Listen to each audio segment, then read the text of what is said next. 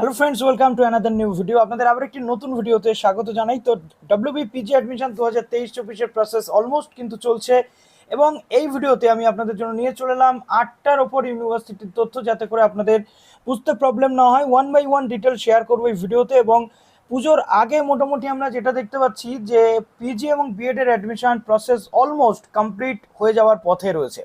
তো চলুন one by one ইউনিভার্সিটিগুলো আমরা শেয়ার করে দিই। যারা নতুন আছেন এই চ্যানেলে অবশ্যই চ্যানেলটিকে সাবস্ক্রাইব করে পাশে বেল আইকনটি ক্লিক করে দেবেন, যাতে সমস্ত তথ্যগুলো আপনার টাইম টু টাইম এখান থেকে পেয়ে যান। তো একদম প্রথমে যেটা আমরা দেখাবো সেটা বিদ্যাসাগর ইউনিভার্সিটি। বিদ্যাসাগর ইউনিভার্সিটিতে রিভাইজ প্রভিশনাল লিস্ট যেটা চলে এসছে, 6 রাউন্ডের লিস্ট চলে এসছে, এবং এই রাউন্ডের অ্যাডমিশন প্রসেসও কিন্তু চলছে। আমি আপনাদের বলেছিলাম বিদ্যাসাগর ইউনিভার্সিটিতে একের পর এক কিন্তু অ্যাডমিশন প্রসেস চলে, লিস্ট কিন্তু আসতেই থাকে। 29 তারিখে লিস্ট এসছে, 30 তারিখ কিন্তু লিস্ট পাবলিশ হয়ে গেছে, এবং 30 তারিখের মধ্যে আপনাদের পেমেন্ট করতে হবে। তো ধরুন সাবজেক্ট যদি আমরা ধরে এগিয়ে চলি, তো মোটামুটি আমরা ধরুন এখান থেকে বটানি বা কেমিস্ট্রি, আমরা কেমিস্ট্রি দেখে নিচ্ছি। 20% ক্যান্ডিডেটদের যে কোটা রয়েছে কেমিস্ট্রি, সেখানে আমরা চলে এলাম। দেখুন 88.69% নাম্বার কিন্তু এখানে রয়েছে। ইউআর যারা রয়েছেন তাদের, এসসি ক্যাটাগরিতে একজনেরই নাম এসেছে, অর্থাৎ সিট কিন্তু আস্তে আস্তে কমতে শুরু করে দিয়েছে। তো 30 তারিখের মধ্যে আপনারা পেমেন্টটা করে নিচ্ছেন। বিদ্যাসাগর ইউনিভার্সিটিতে বিভিন্ন সাবজেক্টের লিস্ট পরপর এখান থেকে আপনারা দেখতে পাবেন। তারপর আমরা চলে আসছি ইউনিভার্সিটি অফ গৌড়বঙ্গ ইউনিভার্সিটির যে লিস্ট সেটা বেরিয়ে গেছিল।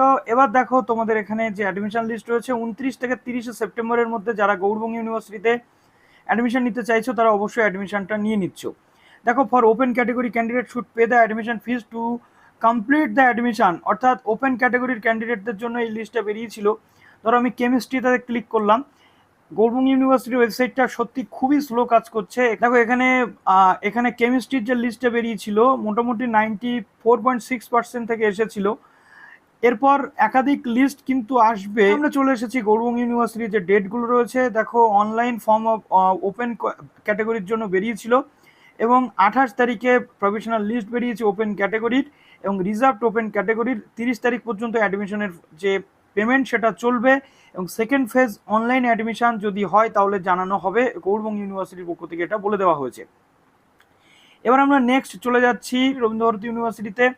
অ্যাডমিশনের জন্য তোমাদের যে লিস্ট সেটা পাবলিশ হয়েছিল, এবং one by one admission process কিন্তু এখানে চলছে। যারা যারা অ্যাডমিশন এখনও নিতে পারোনি তারা অবশ্যই অ্যাডমিশনটা নিয়ে নাও। এবং সেকেন্ড ফেজের অ্যাডমিশন টেস্ট জার্নালিজম মাস কমিউনিকেশনের এখানে একটা নোটিফিকেশন চলে এসেছে, আমি তোমাদের বলে দিই। প্রথমত এত ক্যান্ডিডেট, এই ক্যান্ডিডেটগুলোর কিন্তু অ্যাডমিশন টেস্ট হবে 3/10/2023, ঠিক আছে।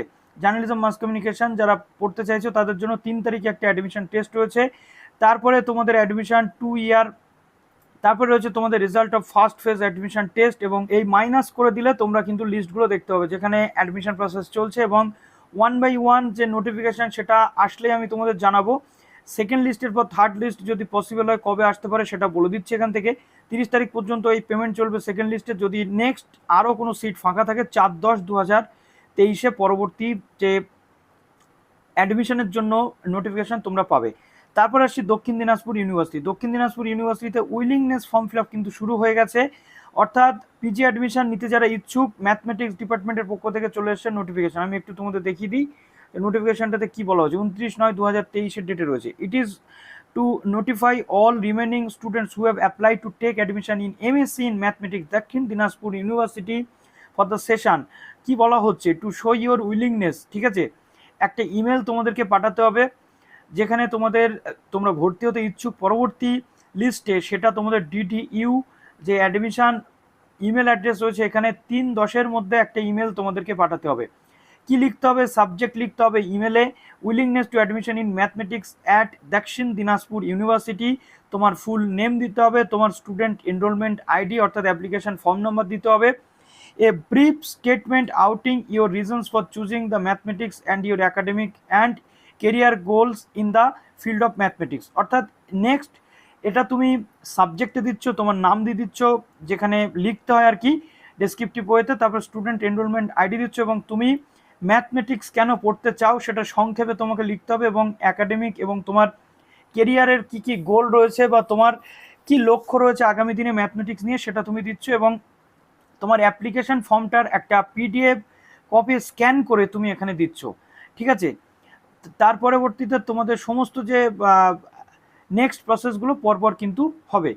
ইউনিভার্সিটিতে তোমাদের থার্ড মেরিট লিস্ট চলে এসছে। এরপর তোমাদের অনলাইন অ্যাডমিশন কিন্তু শুরু হয়ে যাবে, অর্থাৎ অলরেডি চলছে অনলাইন অ্যাডমিশন। 30 তারিখের মধ্যে অনলাইন অ্যাডমিশন তোমাদেরকে নিয়ে নিতে হবে। কোর্স অনুযায়ী আমি তোমাদের ধরো বাংলাটা একটু দেখিয়ে দিই।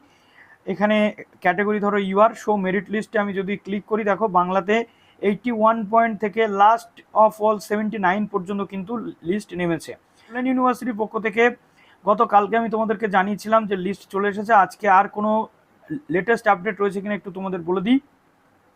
কল্যাণ ইউনিভার্সিটিতে যে প্রবলেমটা তৈরি হয়েছিল আমরা প্রত্যেকেই জানি, সেই প্রবলেম অনুযায়ী এখানে বায়োফিজিক্সের লিস্ট 29 তারিখে কিন্তু পাবলিশ হয়েছে। তারপরে এখানে তোমাদের ইকোনমিক্সের লিস্ট পাবলিশ হয়েছে, তারপরে তোমাদের এমকমের লিস্ট পাবলিশ হয়েছে, স্ট্যাটিস্টিক্স, কেমিস্ট্রি, তারপরে life long extension of learning সেটা পাবলিশ হয়েছে, ফিলোসফি পাবলিশ হয়েছে, জুওলজি, এবং এখানে তোমাদের কম্পিউটার সায়েন্স পাবলিশ হয়েছে। এই লিস্টগুলো তোমরা একটু দেখে নিচ্ছ। এবং ফিজিক্সের ক্ষেত্রে তোমাদের যে লিস্টটা রয়েছে গতকালকে আমি তোমাদের বলে দিয়েছিলাম, সেই অনুযায়ী তোমাদের এখন কিন্তু পেমেন্ট করতে হচ্ছে। এবার অনেকে তোমরা মনে করতে পারো যে আজকে পেমেন্টের লাস্ট ডেট, কিন্তু তেমনটা হওয়ার কথা নয়। কেননা যেহেতু ইউনিভার্সিটি আজকে লাস্ট ডেট কি করে পসিবল হবে, কেননা আজকেই তো এই লিস্টগুলো পাবলিশ করা হয়েছে। দেখো এখানে বায়োফিজিক্সের 95% থেকে শুরু হচ্ছে, এটা অল ক্যাটেগরি, ইউআর ক্যাটেগরি যারা রয়েছে। তারপরে এসটিতে রয়েছে টিকলি, বেসটা। এই যে নামগুলো এসেছে, এই নামগুলো কিন্তু তোমরা অবশ্যই করে একবার দেখে নিও যে ঠিক আছে নাকি নেই। মোটামুটি এইভাবে তোমাদের ডেট কিন্তু বেড়ে যাবে। আজকে মেবি ইউনিভার্সিটি কোনো নোটিফিকেশান দিতে পারে, আমি তোমাদের নোটিফিকেশান দিলেই সঙ্গে সঙ্গে জানিয়ে দেবো যে ইউনিভার্সিটির পক্ষ থেকে লেটেস্ট কি নোটিফিকেশান রয়েছে, ঠিক আছে। এরপর আমি চলে আসি যাদবপুর ইউনিভার্সিটি। যাদবপুর ইউনিভার্সিটিতে তোমাদের বিএডের জন্য চলে এসেছে কিন্তু প্রভিশনাল অ্যাডমিশন লিস্ট, ঠিক আছে। আমি একটুখানি ক্লিক করে তোমাদের দেখিয়ে দিই, এটা একটু বেড়ে গেছে, কত হয়েছে সেটা আমি তোমাদের বলে দিই। বিএডের জন্য তোমাদের মোটামুটি যারা যারা চান্স পেয়েছো, দেখো এখানে টোটাল 100 সিট রয়েছে 5টা ডেপুটেডদের জন্য, বাকিগুলো কিন্তু যাদবপুরের জন্য 85টা, আদার ইউনিভার্সিটির জন্য 10টা সিট এখানে কিন্তু থাকে। একটা প্রিন্ট আউট অ্যাপ্লিকেশনের একটা print out, recent passport size photograph তোমাদের নিয়ে যেতে হবে, অরিজিনাল মার্কশিট, সমস্ত মার্কশিট সার্টিফিকেট নিয়ে যেতে হবে, মাধ্যমিকের অরিজিনাল মার্কস, অ্যাডমিট কার্ড নিয়ে যেতে হবে, সেলফ অ্যাটেস্টেড কপি। তো এই সমস্ত ডকুমেন্টসগুলো নিয়ে তোমাদের যাদবপুর ইউনিভার্সিটিতে যেতে হবে, এবং ডেট অফ ভেরিফিকেশানের জন্য তোমাদের কিন্তু যেতে হবে। এবং ক্লাস কিন্তু এখানে 10 তারিখের মধ্যেই তোমাদের শুরু হয়ে যাবে। এই টাকাটা কিন্তু তোমাদের পেমেন্ট করতে হবে। ডেপুটেডদের জন্য 45,360 এবং ফ্রেশারদের জন্য 6,360 টাকা কিন্তু তোমাদের পেমেন্ট করে দিতে হবে। প্রভিশনাল লিস্ট যেটা এখানে কিন্তু দেওয়া রয়েছে, দেখো এই ক্যান্ডিডেটগুলো চান্স পেয়েছে, সুতরাং এই ক্যান্ডিডেটগুলোকে কিন্তু অ্যাডমিশনের জন্য যেতে হবে ইউনিভার্সিটি। তোমাদের যে পেমেন্ট সেটা কিন্তু অনলাইন করতে পারো, অথবা ক্যাশ কিন্তু করতে পারো, অথবা কার্ড দিয়েও তোমরা পেমেন্ট করতে পারো। এই পেমেন্টটা তোমাদের করে দিতে হবে। এবং এখানে দেখো ভেরিফিকেশনের জন্য তোমাদের বলা হয়েছে অল ক্যাটেগরির যে ক্যান্ডিডেটগুলো তোমরা রয়েছে, ডেপুটেড ক্যান্ডিডেট অথবা আদার ইউনিভার্সিটির ক্যান্ডিডেট, ঠিক আছে, এবং জেনারেল এসসি এসটি ক্যান্ডিডেট, তাদের এই যে ডেটটা দেওয়া হয়েছে 4/10/2023, প্রফেসর অনিতা ব্যানার্জি মেমোরিয়াল হল, ইউজি আর্টস বিল্ডিং, যাদবপুর ইউনিভার্সিটিতে, যেটা তোমাদের যেতে হবে। এবং জেনারেল এবং SC candidate under subject wise এখানে দেওয়া রয়েছে, তাদের কিন্তু 5/10/2023 যাদবপুর ইউনিভার্সিটিতে গিয়ে এই ভেরিফিকেশনটা তোমাদের করতে হবে। তো এভাবে পুরো প্রসেস কিন্তু তোমাদের হতে চলেছে। এবং মেরিট লিস্টটা আমি তোমাদেরকে দেখিয়ে দিলাম। এবার আমি চলে আসি বর্ধমান ইউনিভার্সিটি। দেখো বর্ধমান ইউনিভার্সিটিতে পিজির ক্ষেত্রে যেটা অ্যাডমিশনের যে ডেট সেটা এক্সটেন্ড হয়েছিল 30 তারিখ পর্যন্ত, ডেট এক্সটেন্ড হয়েছিল যারা আগে পেমেন্ট করতে পারোনি। তার পরবর্তীতে এক্সটেনশন যেটা হয়েছিল 30 তারিখ পর্যন্ত। এরপর আমরা মোটামুটি যেটা করছি সেটা হচ্ছে 30 তারিখের পর একটা লিস্ট কিন্তু আসতে পারে। একটা অ্যাজাম্পশন আমাদের অক্টোবরের ফার্স্ট উইকের মধ্যে বর্ধমানের ধরে নাও সেকেন্ড লিস্ট কিন্তু তোমাদের চলে আসবে, এটা আমরা এক্সপেক্ট করছি। এবং নেক্সট এখানে বিএডের ক্ষেত্রে একটু আমি তোমাদের বলে দিই, বিএডের ক্ষেত্রেও কিন্তু তোমাদের অনলাইন কাউন্সিলিংয়ের নোটিফিকেশন চলে এসেছিলো, কিন্তু এখানে মেরিট লিস্ট এখন আসেনি। 1-2 দিনের মধ্যে বিএডের মেরিট লিস্ট কিন্তু চলে আসবে। তো চলো ভিডিওটা এখানে শেষ করলাম। ভালো থেকো সবাই, বেস্ট অফ লাক।